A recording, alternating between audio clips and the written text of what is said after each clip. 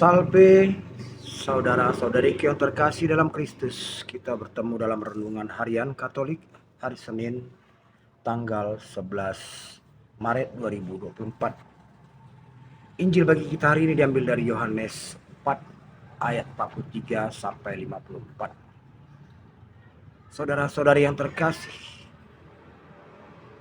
kita mungkin sering membaca atau mendengar kata mukjizat setiap kita membaca kitab suci.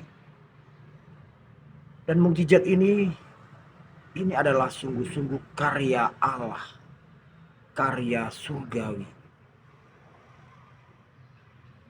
Mukjizat hanya dapat dibuat oleh Allah lewat hambanya yang ia beri kuasa. Namun setan tidak mau tinggal diam. Setan juga menciptakan model yang mirip dengan mukjizat, yaitu sihir dan sulap. Sihir dibuat hampir menyerupai dengan mukjizat. Bagaimana suatu pekerjaan terjadi di luar nalar manusia normal.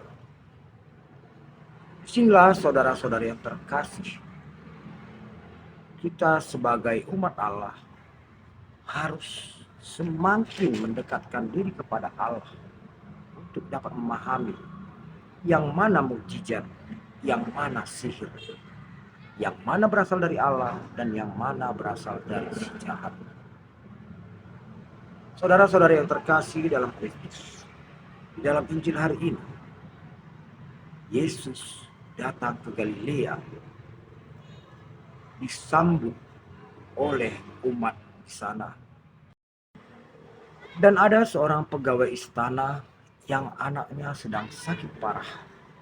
Dia datang menghadap Yesus, memohon agar Yesus menyembuhkan anaknya.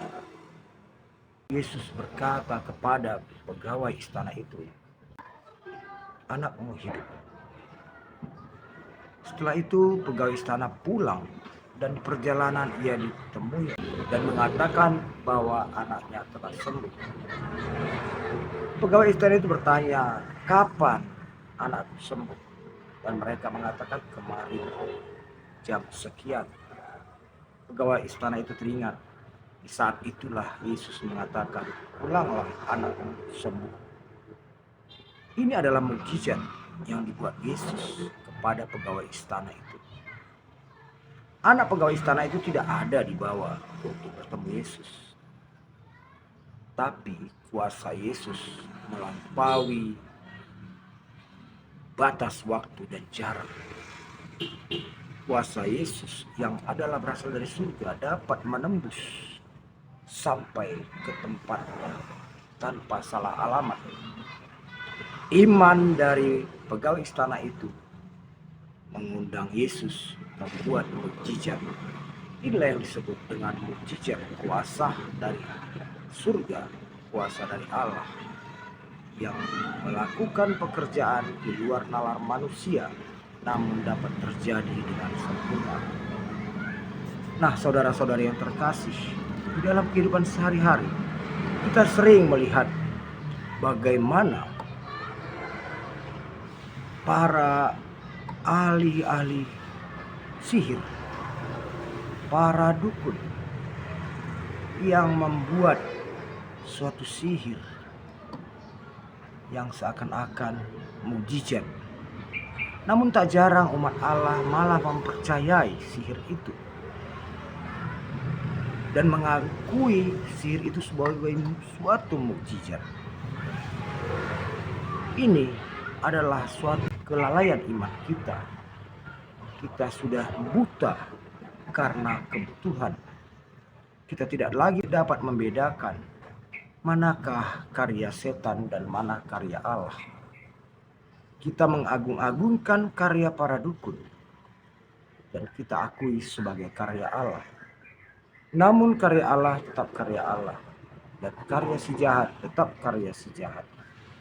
Di masa prapaskah ini, kita diminta untuk berhati-hati. Dekatkanlah dirimu kepada karya kerja Roh Kudus. Bukalah pintu hatimu, tanggaplah akan bisikan nurani agar kita dapat membedakan yang mana sungguh-sungguh karya Allah dan yang mana yang bukan karya Allah. Saat kita menemui suatu mukjizat yang merupakan karya surga, kita diingatkan agar jangan terlalu fokus dengan mukjizat tersebut, tapi kita diminta agar mukjizat yang kita alami itu mengarahkan hati kita kepada sumber mukjizatnya, yaitu Allah sendiri. Disinilah kita dapat membedakan mana karya Tuhan dan mana karya yang berasal dari si jahat.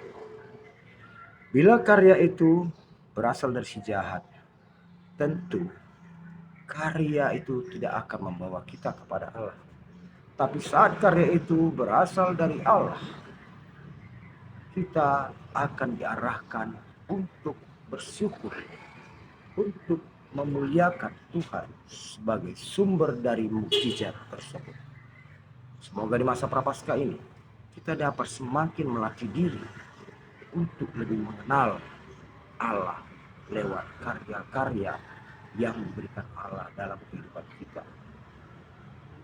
Amin. Selamat masa prapaskah. Tuhan memberkati.